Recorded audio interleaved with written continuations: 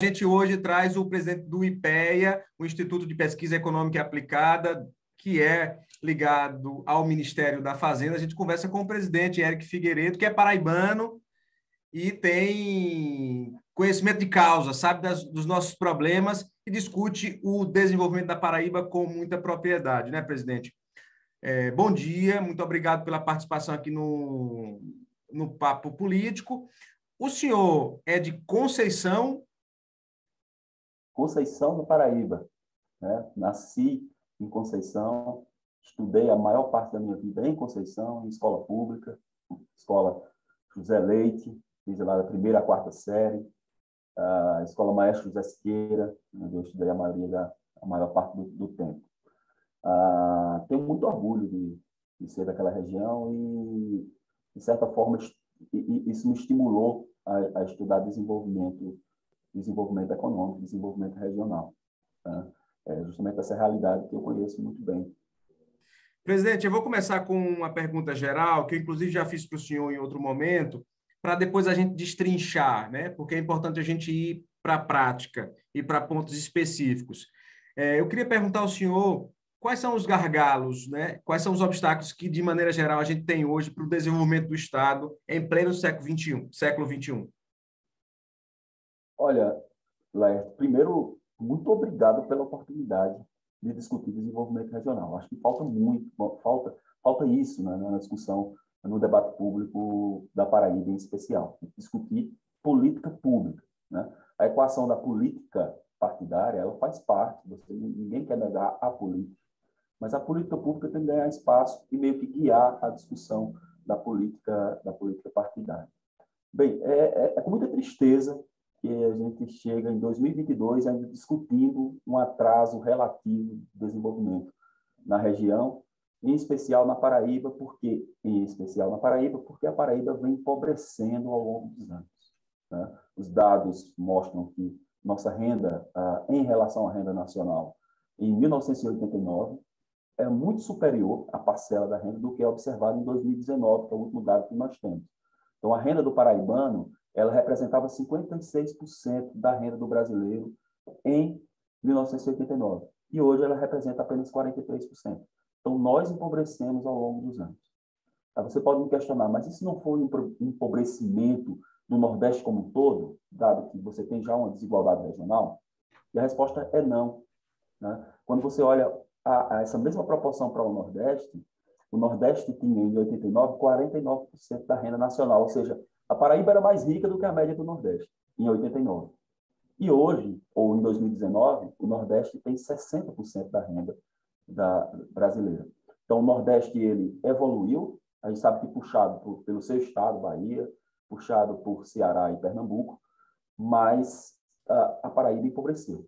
Então, é com certa tristeza que a gente está discutindo isso agora.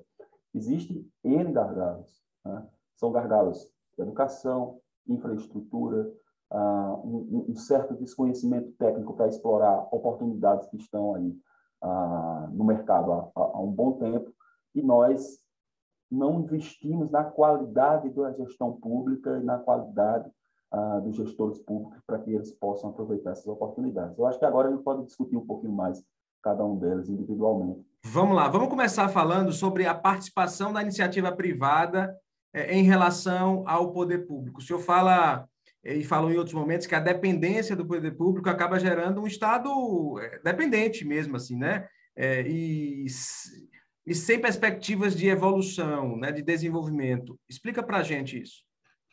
Vamos lá, são vários fatores, né? Primeiro, o cidadão, o brasileiro, em geral, ele acredita muito, deposita muita confiança dele no Estado, e quando eu falo de Estado, eu falo do governo em geral, federal, estadual e municipais. Então, o paraibano, em especial, ele acredita muito que o futuro dele vai melhorar por conta da gestão pública. Eu costumo dizer que as pessoas prosperam não por conta do Estado, as pessoas prosperam apesar do Estado. Então, a ideia é que o Estado ele comece a agir facilitando as transações econômicas e agindo pontualmente em áreas específicas. A área da educação é uma área específica que o Estado deve agir e tem que melhorar os indicadores. Daqui a pouco eu vou falar sobre ela. Nós temos um desastre educacional na Paraíba. Isso aqui não é uma crítica direta a ninguém, né? Isso é uma crítica histórica. É histórica, né? É o processo, né? Nós temos problemas de infraestrutura. Eu costumo conversar com alguns prefeitos, eles vêm aqui, visitam, e eles dizem, eu tenho que levar a indústria para a minha cidade. Mas como você faz isso? Sua cidade não tem energia. Eu morava em Conceição, às 6 horas a energia, a voltagem caía. Você ligasse a televisão, podia até ser que queimasse a televisão. Então, você não tem, como é que você coloca uma fábrica ali? Né? Então, você não tem energia, você não tem água, né? Você não tem infraestrutura e você não tem pessoas qualificadas para o ofício. Então, talvez você tenha que investir pesado em uma região e ainda qualificar os trabalhadores. Então, esse é um problema que nós temos que enfrentar. Esse é um gargalo de infraestrutura, um gargalo educacional e um gargalo que você citou muito bem, de que, por o Estado acreditar que ele pode solucionar os problemas das pessoas, ele só é capaz de fazer isso cobrando das pessoas. O Estado não gera riqueza, né? Ele cobra das pessoas via impostos e ele financia suas ações a partir do dinheiro dessas pessoas. Só que essas ações elas são muito ineficientes, têm se mostrado ineficientes. E a evolução do PIB, que eu falei para você, do PIB per capita, representa isso. Né? Não tem como discutir esse ponto. Isso é um fato concreto. Essa intervenção, ela gera mais desigualdade, ela gera mais dependência, mais pobreza, e amanhã o Estado está te cobrando um pouco mais para continuar fazendo o que não está dando certo. Né? Eu tinha um professor, Luiz Kerr, professor de econometria, e ele dizia, por que insistir no mesmo erro quando há tantos outros erros a cometer? Então, acho que está na hora da gente mudar um pouquinho essa visão. Quem gera emprego é a iniciativa privada. Tá? No início da pandemia, eu hoje estou no IPEA, mas eu estava no Ministério da Economia. Quer dizer, o IPEA é do Ministério da Economia, mas eu estava na SPE, que é a Secretaria de Política Econômica. Então, toda gestão, toda política econômica passa pela SPE. E eu me lembro, no início da pandemia, o Paulo Guedes, o ministro Paulo Guedes, disse, vamos enfrentar a pandemia reduzindo impostos, preservando o equilíbrio fiscal, abrindo a economia, estimulando concorrência, crédito para pequenos empreendedores, e nós vamos chegar mais forte, vamos sair mais forte no final. O que é que está acontecendo na prática? O Brasil, o mundo está revisando o crescimento para baixo, atualmente, e o Brasil está revisando o crescimento para cima. Nós iniciamos o ano com o mercado dizendo que nós cresceríamos zero. Em 2022, nós cresceríamos zero. As expectativas já estão batendo em 2%. Então, estão revisando para cima. Enquanto o mundo está em crise, o Brasil é uma fronteira de investimento. Então, eu acredito que para enfrentar crises, para desenvolver a economia regionalmente, você tem que investir na iniciativa privada e tirar o Estado da frente. Tá? Quando o senhor fala em áreas específicas, o senhor falou em educação e falou do desastre. Qual é o papel dela nesse desastre de desenvolvimento que a gente muitas vezes encara? Vamos lá. Você pega o gasto educacional. Eu peguei dados do TCE, Tribunal de Contas Estadual da Paraíba, e eles têm um indicador de qualidade do gasto. Ele basicamente observa se os prefeitos, no caso específico, os prefeitos, eles estão gastando bem o dinheiro da educação. Mas esse bem é um bem contábil, é olhando se eles estão empregando dinheiro sem desvios, né? Sem corrupção. Então, o que é que você chega lá e diz, o que o prefeito fez? O prefeito abriu uma escola a mais, gastou bem. O prefeito comprou ar-condicionado, gastou bem. Contratou mais professores, gastou bem. Então, todos os municípios apresentaram alguma evolução nesse indicador, dizendo, nós estamos gastando melhor o dinheiro do contribuinte. Essa é a mensagem. Mas quando você confronta esse dado de melhoria do gasto com o desempenho dos alunos em avaliações, tipo avaliação do PISA ou uma avaliação que é promovida pelo MEC para crianças até o 5º ano, você não tem variação nenhuma nesse indicador. Ou seja, você está gastando o dinheiro, um recurso cada vez maior, você não está desviando dinheiro, mas aparentemente você está investindo em algo que não está dando resultado, porque as notas dos alunos não melhoram. Então, é um erro de investimento? É um erro de foco? É um erro de foco. E nós temos exemplos aí muito claros. Assim. Você tem um exemplo de Sobral. Sobral, ele conseguiu sair da nota no IDEB, no exame de avaliação, era 4,7. A nota chegou a bater em 2017 9,5. Então, você pegou um aluno que seria reprovado, na média, assim, com 4,7 você estaria reprovado, e você transformou esse aluno em 9,5. E ele não gastou R$ 1 a mais inicialmente. O que ele fez? Fechou escolas, olha que atitude corajosa, um prefeito fechar a escola. Né? Se desse errado, ele nunca mais... Eu nem sei o nome dele, estou falando, nem sei de que partido é, estou falando de uma experiência que a gente... Prática. Ele fechou escolas. Por quê? Porque tem algumas escolas que, como a turma era muito pequena, eles misturavam alunos de séries diferentes. Primeiro, com segundo, terceiro ano. Ele fechou escolas, concentrou em escolas com melhor estrutura, fez essas crianças chegarem nessas escolas com segurança, promoveu avaliações. Né? A primeira avaliação, ele percebeu que as crianças elas eram Analfabetas.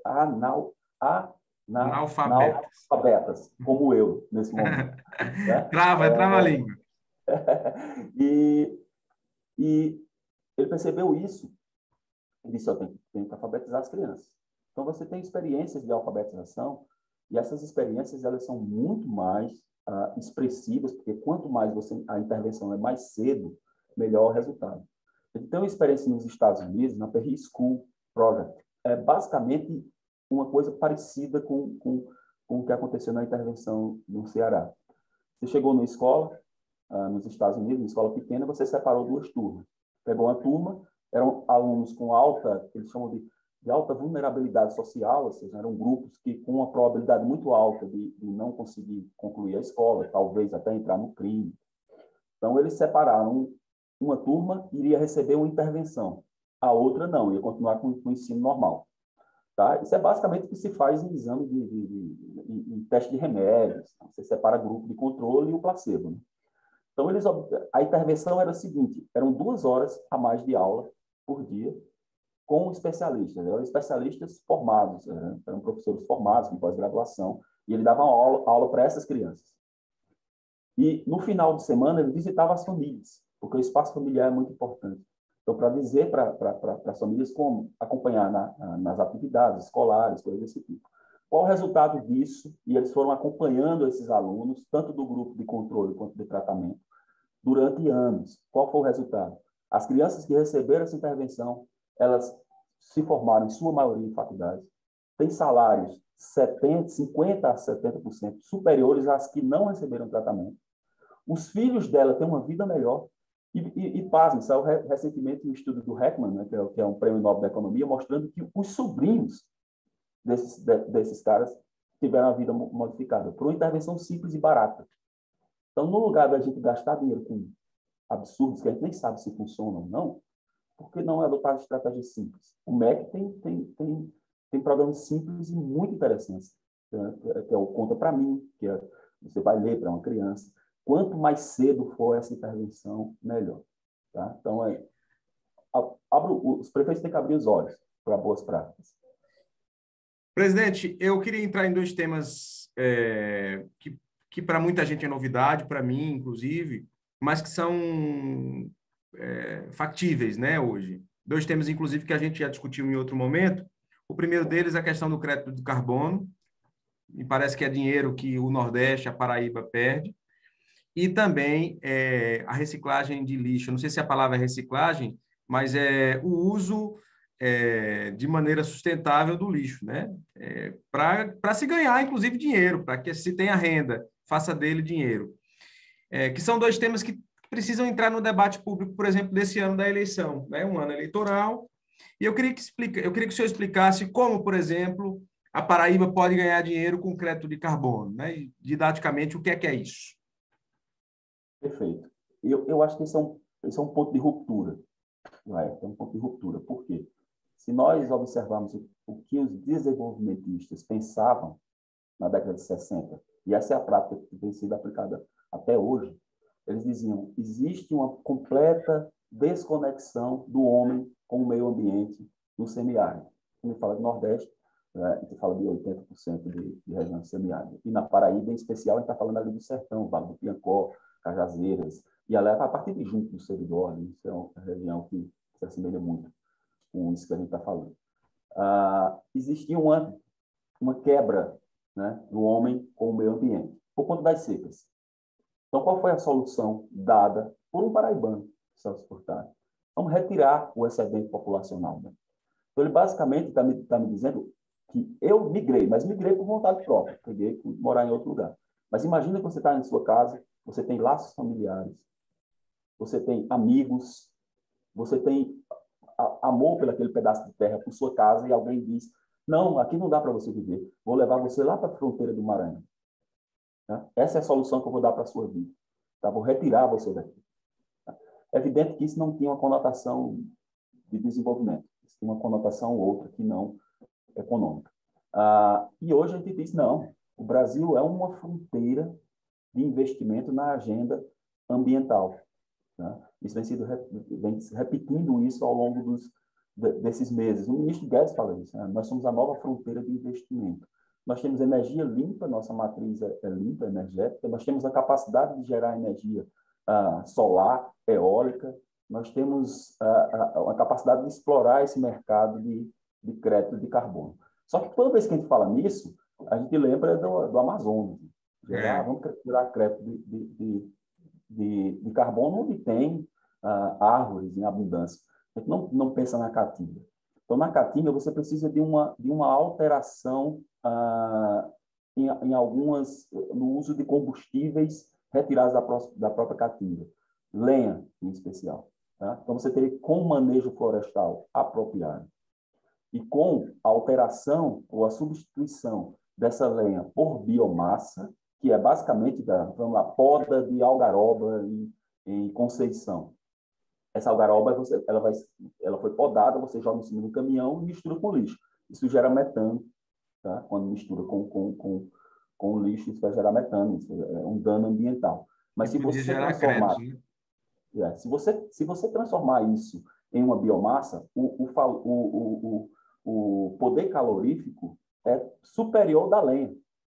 E você está deixando de gerar carbono, e você vai poder compensar isso vendendo esse crédito de carbono. Nós temos já experiências nessa área, temos uma cerâmica no Crato, e essa cerâmica ela vende assim, em torno de R$600 mil, uma cerâmica de crédito de carbono no mercado voluntário. Qual é a dificuldade? Primeiro, de você promover essa alteração. Tá? Você tem que ter uma orientação técnica para padarias, gesseiras utilizarem isso. Você tem que promover esse auxílio técnico, que poderia ser dado, por exemplo, pela universidade, curso em Patos, você tem um curso de engenharia florestal, poderia dar esse suporte. E a certificação é cara. Só que o Banco Interamericano de Desenvolvimento está disposto a financiar a certificação.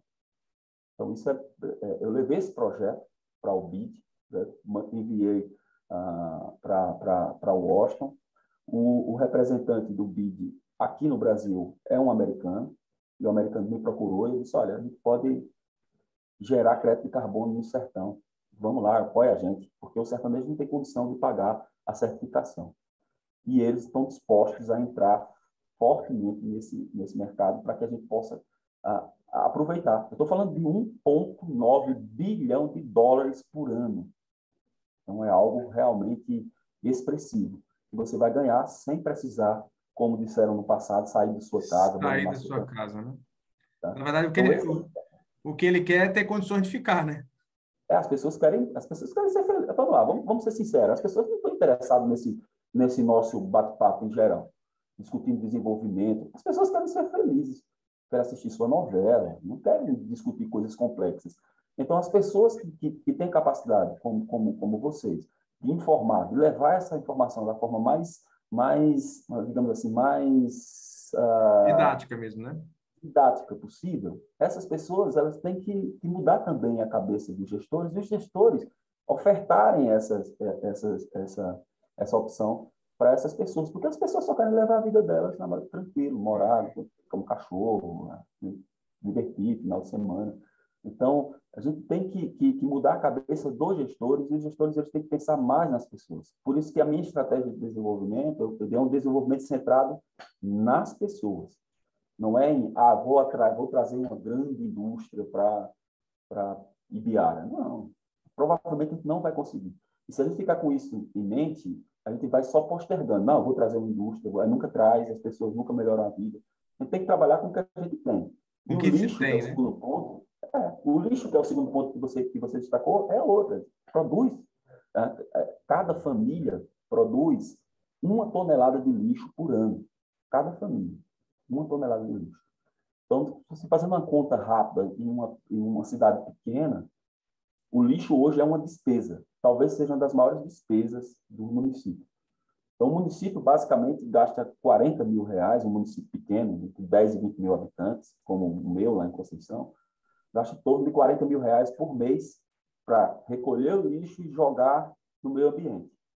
Então, você não está fazendo o serviço direito. Você teria que tratar esse lixo. Uma das formas de tratar são os aterros. Tá? E outra forma de tratar é você ganhar dinheiro com lixo. Então, se você, no lugar de criar um aterro, você colocar uma planta de reciclagem na entrada do lixão, que não será mais lixão, será uma planta de reciclagem, você vai separar ali alumínio, vidro, e você vai vender esse material físico. Isso até ontem, tipo assim, até o ano passado, porque a partir, acho que foi em maio, o presidente sancionou, criou o Recicla Mais, que é um mercado de crédito de carbono para reciclagem, mas muito mais simples do que o mercado de carbono. Então, as empresas hoje, só para te explicar de uma forma mais direta, as empresas hoje têm uma obrigação ambiental chamada logística reversa. Então, o que é a logística reversa? Se o meu produto ele gera esse resíduo aqui, esse copo vai para o lixo, a empresa tem uma obrigação de recolher o lixo que ela gera. Né? E por isso que a gente vai nessas grandes... ali em João Pessoa, ali lá eu moro em Termares, você passa ali na Ferreira Costa, você tem alguns pontos para recolher pilhas, lâmpadas, Isso. aquilo ali é a logística reversa.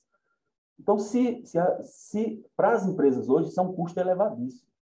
Para você ter uma ideia, se você comprar um recipiente, eu falei com a Zona Franca de Manaus, se você comprar um recipiente de plástico novo, você paga 60 centavos. Mas se for pela logística reversa, é 3,50. A minha pergunta é, o cidadão brasileiro está disposto a pagar para preservar o meio ambiente essa diferença? Né? Porque isso vai ser repassado para o cidadão. Vai. Né? E o que é que se faz, então? Qual é a solução? Porque no decreto anterior dizia que as empresas teriam que ter um sistema próprio. Então, a empresa que produz sei lá, pilha, ela vai ter que se especializar também em reciclagem. Isso não existe. Tá? Então, você tem um custo elevadíssimo. Então, o que é que se diz? No lugar de você ter sua logística própria, você pode continuar tendo logística própria, mas você pode comprar de alguém que já recolheu esse lixo. Então, uma empresa que produz vidro, uma Ambev, liga para uma recicladora qualquer e diz quantas toneladas de vidro você recolheu do meio ambiente. 10. Ok, eu compro o direito associado a essas 10. Eu não estou comprando o produto já foi vendido, o vidro já foi reciclado e vendido. Eu estou comprando o direito associado à nota fiscal. Então, a certificação é simples, porque é uma nota fiscal. Você vendeu, está lá o registro. Então, vendi 10 toneladas, eu vou receber pelo direito. Então, é um crédito de reciclagem é um crédito de carbono muito simples.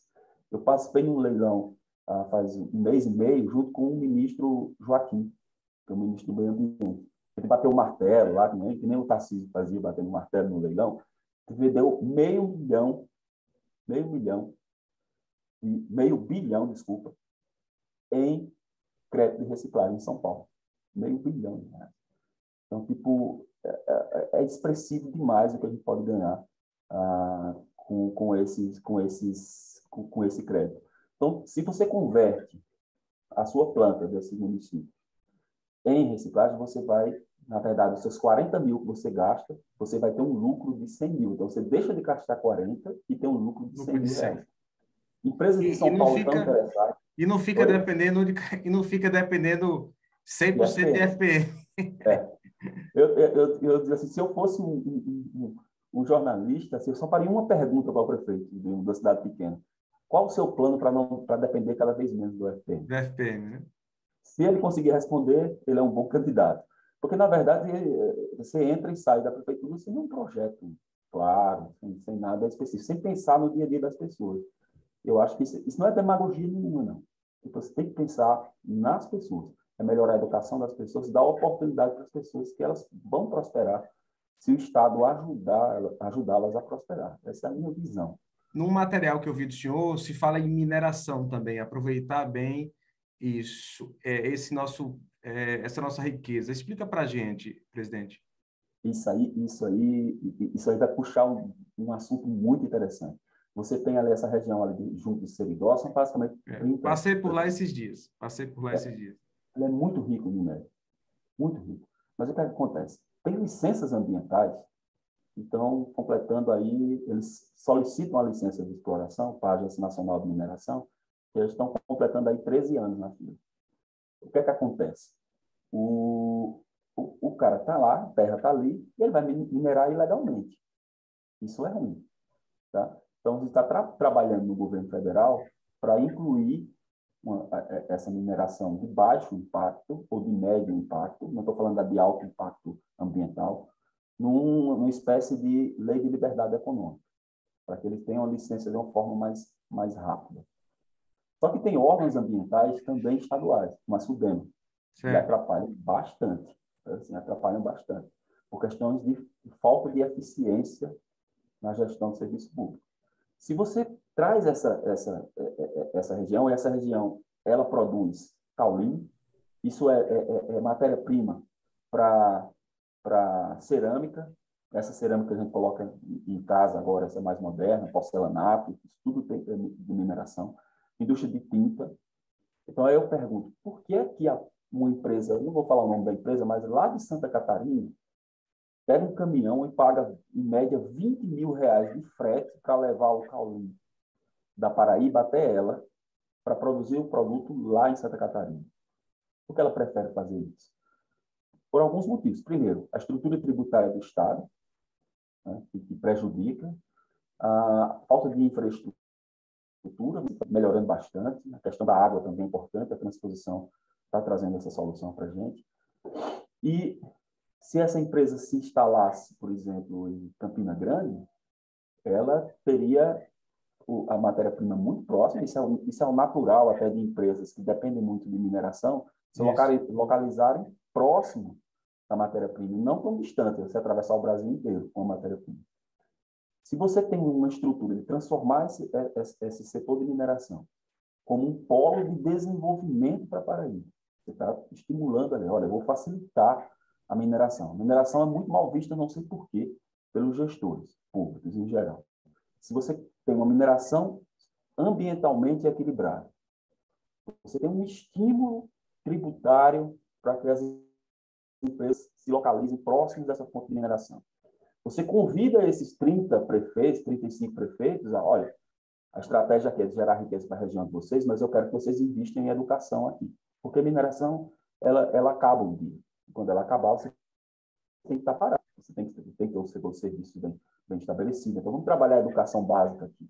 Então, você conecta essas coisas e você abre, por exemplo, uma zona de processamento de exportação. O que é que vai acontecer? As empresas que se instalarem nessa zona de processamento de importação vão comprar o minério com isenção de ICMS, porque a Paraíba é tributária, de um acordo que você tem isenção de ICMS para matéria-prima comprada dentro do próprio Estado. Você tem um corte de tributos federais, é mais de 50% de impostos federais que você vai deixar de pagar. Então, Quando o chegou senhor aí. fala nessa zona, é aquele Porto Seco? Não, eu estou falando Não, equivocado. É zona é outra uma coisa. evolução, é uma outra coisa. A zona de processamento de exportação é como o Porto Seco, ela é um locus cercado, como se fosse uma pequena zona franca de Manaus. Ali Perfeito, dentro, perfeito. as empresas que exportam, o produto que ela exporta é isento de imposto federal e a matéria-prima comprada dentro do Estado é isenta de ICMS. Ou seja, Então, já é um corte gigante no processo de produção, né? aí você diz, por que é que não abre? Em 2021, o presidente Bolsonaro simplificou a zona de processamento de exportação. Porque antes tinha que passar pela Câmara dos Deputados. Tinha que ter um peso político. Agora não mais. E assim, a regra é essa e essa. Se você atende, o Conselho Nacional da Zona de Processamento de Exportação aprova a abertura e você começa a trabalhar nisso. Como é que é feito isso? Você precisa de um projeto executivo, provavelmente uma parceria público-privada. Eu levei isso para Paraíba. Toda vez que eu ia de férias, no lugar de eu ficar com minha família, eu tirava 2, 3 dias para ficar militando com isso. Olha, por que vocês não se organizam para abrir uma zona de processamento de exportação? Qual é o obstáculo, presidente? Técnico, reunir as pessoas, talvez organismos... Trabalho. Dá muito trabalho. Dá trabalho. Dá trabalho, você precisa de um desenho. Eu trouxe representantes aqui para visitar o Ministério da Economia e falar com o conselheiro. Na época, o secretário era o Carlos Costa, que hoje está em Washington, que é a Bíblia Econômica em Washington. Carlos Costa disse, se a Paraíba desenvolver o projeto, eu vou lá para tipo assim, dar a minha bênção para o projeto. Porque eles desenvolveram isso e a medida está na rua, não estou inventando. Está na rua, assim. Já está há muito tempo que isso foi lançado. Por que as pessoas não falam sobre isso? Eu conversei, lógico que eu não vou falar nomes, eu conversei com pessoas ligadas ao setor de exportação, e eles não sabiam. 2 meses depois que isso tinha entrado. Isso é, no mínimo, uma desatenção assim, quase criminosa. Você é da área e você não perceber. Olha, lançaram isso aqui. Eu conversei com uma pessoa e disse, Porto Seco é do interesse de vocês? Não é do nosso interesse.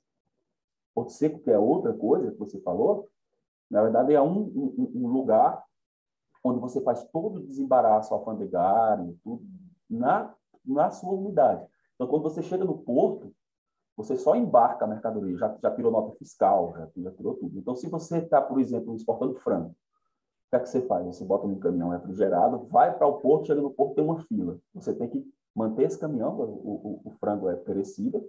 Depois, 2 dias depois, dependendo da fila, a Receita te recebe, ela vai dizer, não, vai faltar isso e isso, você tem que pagar o aluguel de um frigorífico dentro do porto.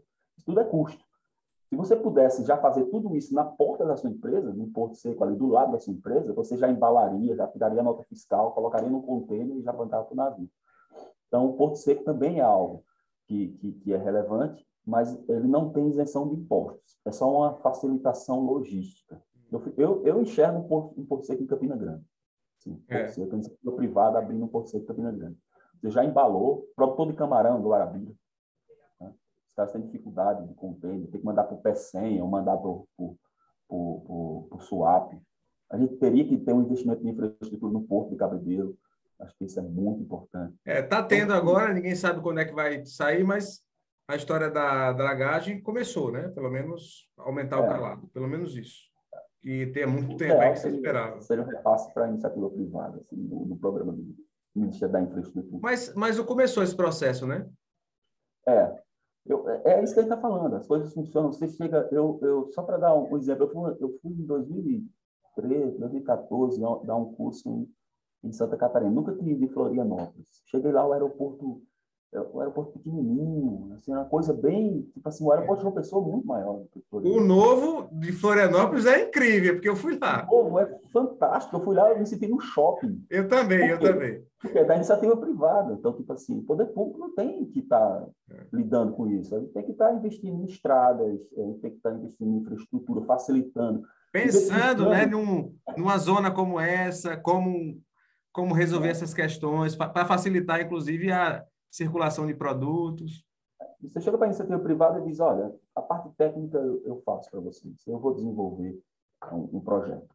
Tá? E vocês pagam a planta, tá? Faz uma parceria público-privada, faz uma coisa desse tipo. E você tem, assim, é quase criminoso o que pensadores, desenvolvimentistas e gestores de políticas públicas fazem com o paraibano, historicamente.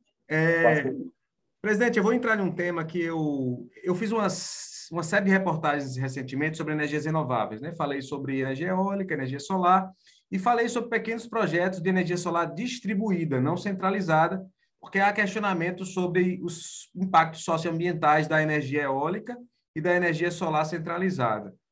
A primeira pergunta que eu faço existe a possibilidade, por exemplo, nessas cidades em que se abriga os grandes cataventos e as grandes fazendas solares receberem royalties, eu vou usar esse termo porque não é não é, eu não sei que termo usar, mas royalties por aquele espaço está sendo usado, porque me parece que hoje o governo abre o espaço, né, facilita a instalação, gera-se muito emprego e renda naquele momento, mas depois esse dinheiro vai embora porque ficam só as instalações com um ou outro funcionário.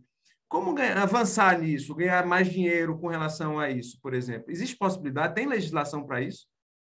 Tem, agora está sendo discutido, eu acho que é bom que o paraibano fique atento, cobre dos parlamentares, a questão da modernização do setor elétrico. Tá?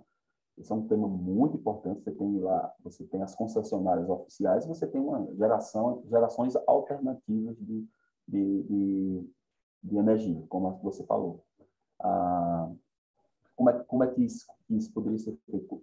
A ideia é você ter tanta opção para o consumidor pode optar. Não, eu quero comprar energia da concessionária A, B ou C, eu escolho a que me der a melhor tarifa. Melhor taxa, né?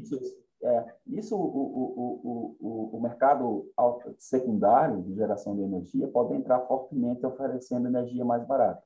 Hoje, essa energia mais barata ela é ofertada para a empresa. Você pode vender para a empresa, mas não para o consumidor individual. Então, algumas empresas, grandes empresas, compram energia de fontes alternativas, tá? Mas o consumidor não pode, ele é preso lá, concessionário. Então, a ideia de modernização é de você abrir esse mercado. É muito mais do que privatização, muito mais do que tudo, é modernização. Você vai optar de quem você compra, esse é o primeiro ponto. O que você falou sobre royalties já existe para mineração. Né? Se você tem uma atividade de mineração no seu município, você recebe um royalty relacionado à mineração. Geralmente, esse dinheiro não é muito bem gasto, mas isso é um problema da ponta da política pública. Né? Você tem um desastre de regiões que recebem royalties de petróleo, não consegue desenvolver. Na verdade, você gera algo gigante e você não consegue lidar com isso.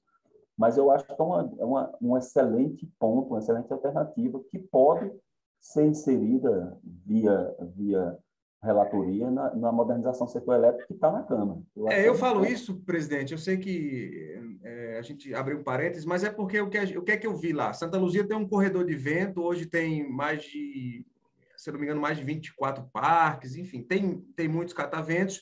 Obviamente, tem muita renda sendo gerada lá ainda, muito emprego, mas quando se esgotar os espaços para colocar o catavento, essa energia gerada vai direto para o sistema nacional. Pronto.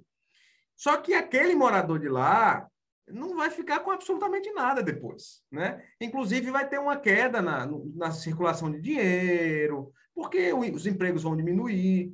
E aí a sensação que eu tenho é que é muito bom, obviamente, essa mudança de matriz energética, porque se a gente pensar na questão macro, é menos dependência do sistema hidrelétrico, das termoelétricas, né? Tudo bem.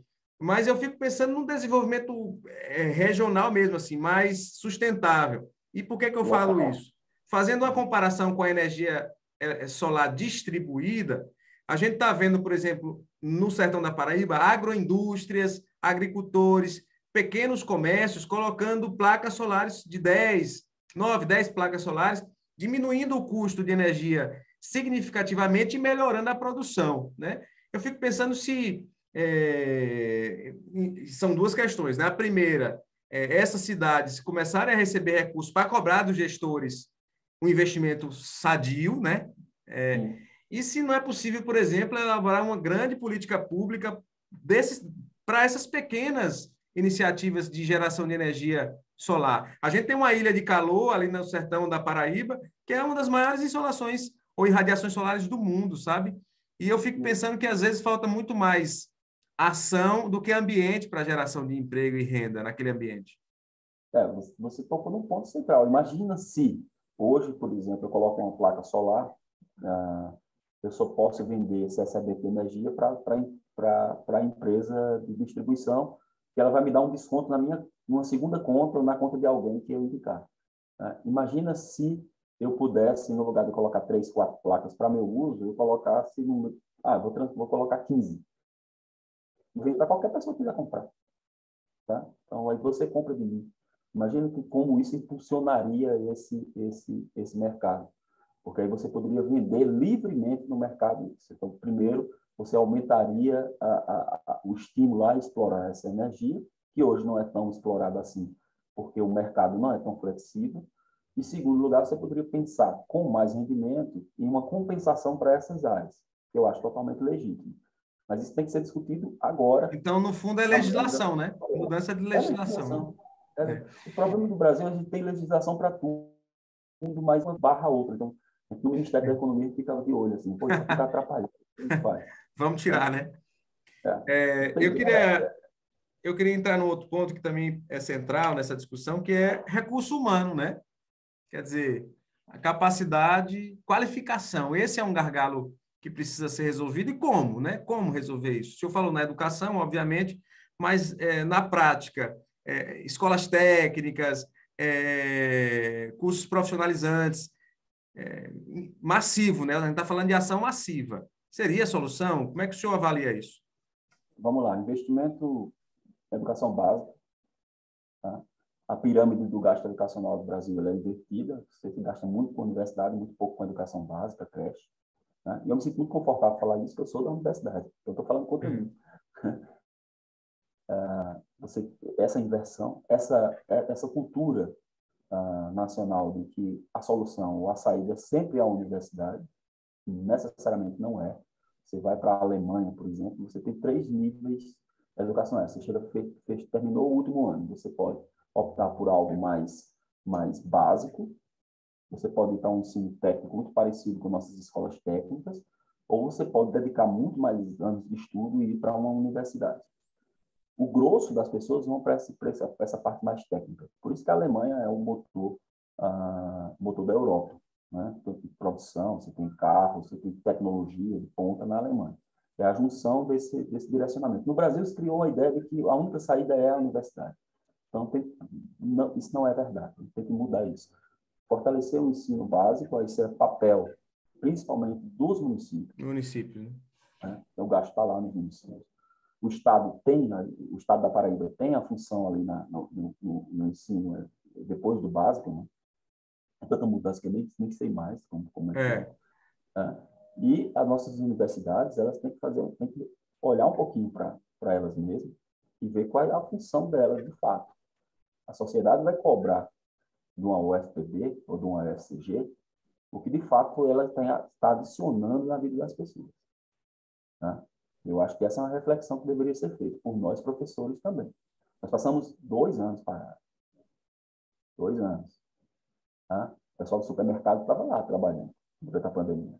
Aqui lá no supermercado, todo mundo de máscara, protegido. O pessoal estava lá. Tá? Mas a universidade não se sentiu segura para voltar. Voltou agora, recentemente. E isso é um tiro no pé, porque a sociedade vai percebendo isso. Né? Então, esse é o primeiro ponto. Esse investimento da educação, investir nas pessoas, iniciando fortemente, batendo ali na educação básica. Mas, quando você fala em educação, você tem 2 leques temporais. Você pensa, educação hoje, então eu estou mudando a vida dessa pessoa daqui a 15 anos. Mas e até lá? Né? Então, a assistência social tem um papel fundamental também. Né? Agora, com o Auxílio Brasil, né, que passou para R$ 400 o valor mínimo recebido pelas famílias, você tem uma injeção de recursos na Paraíba adicional de quase R$ 1 bilhão por ano. Eu tenho até um mapa, assim, depois eu vou passar o mapa de quais os municípios que vão receber mais. Tá? Então, você tem injeção de dinheiro para essas pessoas. Aí a primeira pergunta que se faz é, ok, mas... Aí isso eu vou te passar a primeira mão, que só vai sair amanhã, na nota da presidência. Vai dizer assim, ok, mas se você dá muito recurso de assistência social, as pessoas não procuram emprego. Tá? Você tem uma troca, as pessoas se acomodam, entre aspas. A alternativa a essa visão é de que as pessoas, como elas conseguem se autossustentar a partir do auxílio, conseguem alimentar os seus filhos, elas se sentem até mais livres para procurar emprego e tiram essa preocupação da cabeça que é falta de comida na mesa. Essa é a alternativa. E o que a gente está mostrando na nota que vai ser lançada amanhã é que, pós-pandemia, as localidades que tiveram aumentos de repasse do Auxílio Brasil e mais famílias dentro do Auxílio Brasil, elas também tiveram aumento de geração de emprego formal. Então, as duas coisas andaram juntas. na pós-pandemia. Você não pode levar a exceção como regra, né? Um ou outro pode até se acomodar, mas a maioria quer a independência, né? E o dinheiro a mais serve como base para essa independência, para buscá-la, né? Olha, uma das coisas lá é que eu fiquei mais feliz, sinceramente, sem demagogia nenhuma. Eu fui participar desse leilão de reciclagem. Estava eu, o ministro Joaquim, e na Associação Comercial de São Paulo. Terminou, teve um almoço no último andar, um restaurante chique, bonito, aqueles assim, que você fica até com medo de sentar pensando na conta, quanto é que vai dar. E nisso sobe para almoçar com a gente, né, na mesa lá, o restaurante foi fechado só para quem estava no evento, um catador de reciclagem com a esposa, trajando um terno, sentou com a gente, almoçou, né, tomou vinho. Então, tipo assim, isso é dignidade, você dá dignidade para as pessoas. Ele conseguiu vencer pelo trabalho dele. Então, ali você até se emociona quando você olha assim, poxa, alguma coisa que eu fiz na vida está mudando a vida das pessoas. E esse crédito de reciclagem foi algo que eu trabalhei arduamente no Ministério da Economia. Eu disse, poxa, melhorar a vida dessa pessoa, para mim, já bastou o meu tempo aqui. E aí assim, tem uma legislação já que permite, né? Uma legislação aprovada que permite tudo isso. Foi aprovada, isso é legal, as empresas podem. Eu conversei com a Zona Franca, até agora recuperando, esqueci de falar, eu disse, olha o peso para vocês estão se queixando que tem que, logística reversa, tal, tem que comprar o crédito de reciclagem, é uma alternativa. Olha o peso se vocês comprarem crédito de reciclagem do sertão da Paraíba, do sertão do Nordeste. Vocês, além de cumprir a obrigação ambiental, vocês estão cumprindo uma função social numa área que não tem tanta alternativa econômica. E eles estão dispostos a fazer isso. Até um subgrupo de crédito só para regiões pequenas. Que precisam você fala de lixo. Que precisam mais, inclusive, desse recurso. Né? Você fala de lixo em João Pessoa, qualquer empresa que abrir uma reciclagem em João Pessoa, você tem um fluxo muito grande de lixo. Você tem matéria-prima para você ganhar dinheiro. Mas se você está numa cidade pequena, talvez elas tenham que se organizar por consórcio. Já levei isso para a Caixa Econômica, conversei lá com a vice-presidente da Caixa Econômica para alternativa para pequenos municípios. Eles se propuseram a colocar uma linha de crédito para pequenos municípios montarem a reciclagem. Uma linha de microcrédito para catadores individuais. Eu quero virar um catador individual, vou aí e vou ganhar dinheiro com crédito de reciclagem. Eles têm vão lançar uma linha de crédito. Essa novidade vai sair nos próximos dias. Está trabalhando nisso internamente via aplicativo. Tem um projeto de uma indústria em São Paulo que me procurou e disse, olha, vamos fazer um hub de reciclagem para São Paulo. Imagina São Paulo lá, Cracolândia, você tem um lugar onde o cara da reciclagem, ele deixa o filho fica numa espécie de creche, ele vai catar o lixo, volta, quando chega, pesa, recebe via aplicativo da Caixa Econômica o dinheiro, o filho passou o dia se alimentando, se ele quiser tomar um banho, ele toma. Então, você tem um papel social muito importante nesse projeto. A gente poderia levar para Paraíba. Assim, a sensação que eu tenho, viu, presidente, é que é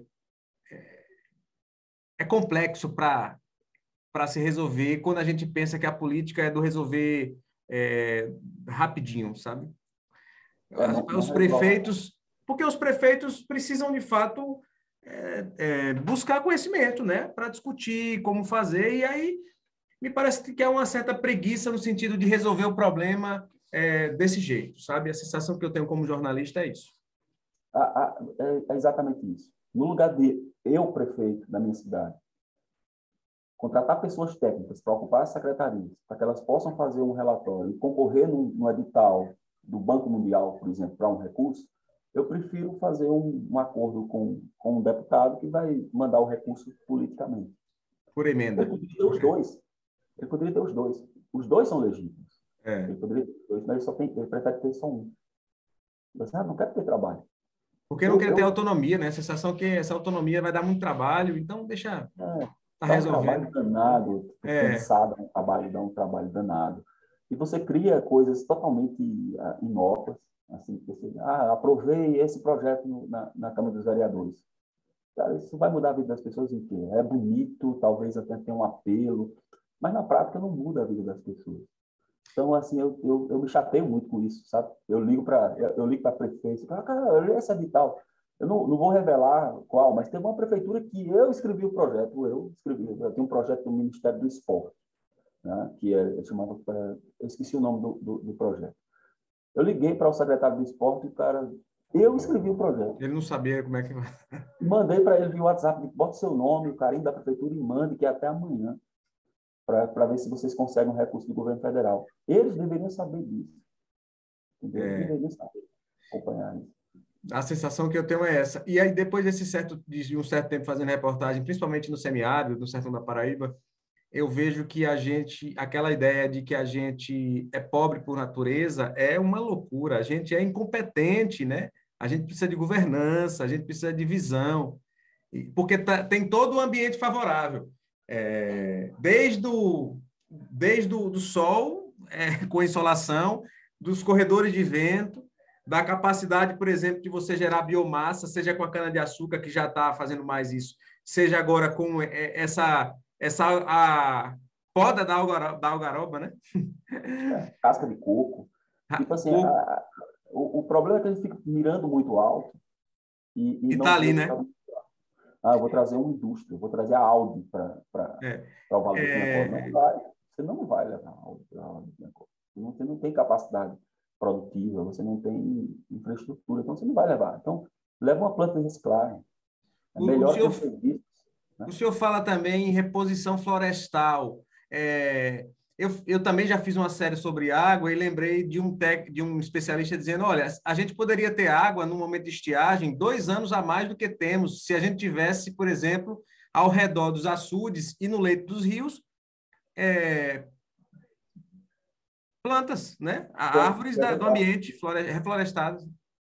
Agora, vamos lá. Eu acho que você tocou num ponto excelente. Imagine que você comprou o seu apartamento. Né? Você comprou o seu apartamento aí ali no alto plano, pagou caríssimo, e alguém chega e diz: olha, seu apartamento tem 3 quartos, mas você só pode usar 2, tá? Esse outro aqui vai ficar isolado, você não pode usar. É isso que acontece com a propriedade rural. Né? Você compra a propriedade rural, você tem uma reserva legal. Beleza, tranquilo. Tá? Mas e se eu disser, eu quero preservar mais do que a reserva legal, porque na minha região tem, na minha propriedade tem ou um açude ou uma nascente. Então eu vou lá, vou preservar por minha consciência. Por que eu não posso ser remunerado por isso? Claro. Né? Então o Ministério do Meio Ambiente está trabalhando nesse sentido de criar tipo um token, tipo um fan token, que foi lançado agora para os clubes de futebol. Né? Então você pode remunerar. Você divide o Brasil lá em pedacinhos, né? Então o produtor vai ter tantos fan tokens, digamos assim, entre aspas. Então tem essas alternativas, porque historicamente esse ponto do meio ambiente é colocado assim: eu proíbo, você não faz, ponto. É. E, na verdade, o ser humano ele reage a incentivos. E assim, olha, se você não devastar, você vai ser remunerado por isso. O resultado, sob o ponto de vista ambiental, é muito maior do que você simplesmente proibir as pessoas de fazer. Porque numa crise, as pessoas vão devastar. Tá? Agora, a gente está vendo a Europa usando carvão de novo. Tá Né? usando. Tá lá desesperada Carvão de novo. sem gás É, da Rússia, da Rússia, né? Sem o gás da Rússia, o gás tá da usando Rússia. carvão. Carvão. Aí você diz assim, ok, estão desesperados. Né? Isso que acontece com a pessoa quando está passando fome. Ela É, vai devastar, ela vai caçar. Então, se ela pudesse ser remunerada pela preservação ambiental, o meio ambiente vai agradecer. E esse pessoal que está usando carvão, vai na OCDE e diz: temos que mostrar as boas práticas para o Brasil. Como assim? Tá? O Brasil, a gente já mostrou isso no texto técnico do IPE, é o país que mais produz preservando o meio ambiente. ambiente. Criou um indicador mostrando que a nossa taxa de preservação, a gente chamou de efeito poupa-floresta, é a número 1 do mundo. Então, o Brasil, ele de fato, nosso agro é um exemplo não só de quantidade de alimento produzido, como também de produzir com menos terra, menos recurso natural, cada dia mais. Isso é fruto da Embrapa. A Embrapa Tecnologia. Que há A gente tem, anos faz um trabalho excepcional, né, no Brasil. a gente tem que passar essa tecnologia agora para os pequenos produtores. Imagina um pequeno produtor da Paraíba com tecnologia. Então, É, tipo, se nosso centro usasse a universidade para ter cursos desse, para ajudar o pequeno produtor lá no sertão da Paraíba e não ficar discutindo coisas aleatórias, são importantes, mas que não são diretamente aplicadas ao dia a dia das pessoas. Então, tipo assim, mudar o Brasil não é fácil, mas a gente está conseguindo aos pouquinhos. E o caminho é livre mercado, extinguir leis malucas, entendeu? Restrições, você incentivar as pessoas a tomar o caminho certo pela escolha livre das pessoas e não por uma imposição. A imposição ela é importante, por exemplo. A questão de vitrine, a imposição é importante, mas você tem que dar um incentivo também. Então, você tem que ter as duas coisas, aí o resultado é muito melhor. Entendi. Presidente, eu ficaria muito tempo conversando com o senhor aqui, porque é sempre um aprendizado, mas eu vou ter que acabar. Eu queria falar de turismo ainda, mas não vai dar mais tempo, não. Não, eu também ficaria. Assim, você olha o relógio, já passou o tempo. A gente vai ter que marcar tipo uma coisa informal. Quando for de uma pessoa, a gente bate um papo sem câmera, sem nada, e vai discutindo. Vai Fechado, ser fechado. Muito obrigado pela participação aqui no Papo Político, pela essa conversa, por esse conhecimento que o senhor está entregando para a população da Paraíba. E a gente espera que muitas dessas ideias a gente cobre do poder público, a gente aprende para cobrar, inclusive, para que saia, nem que seja a médio prazo. Se não sair em curto, saia a médio, mas saia a longo, que, por exemplo, as futuras gerações possam, de fato, viver essa mudança, que me parece que é de atitude mesmo, cultural, de atitude, de pensamento, né? A gente está num pensamento ainda, me parece, colonial, sabe? É o pensamento ainda de que a gente tem que viver sob a tutela de alguém, sob a tutela do Estado, sabe? E não consegue ampliar o olhar. O Papo Político está nas principais plataformas de áudio, no site da CBN e no site do Jornal da Paraíba. Tá bom? Tchau, tchau. Muito obrigado. Tchau, tchau.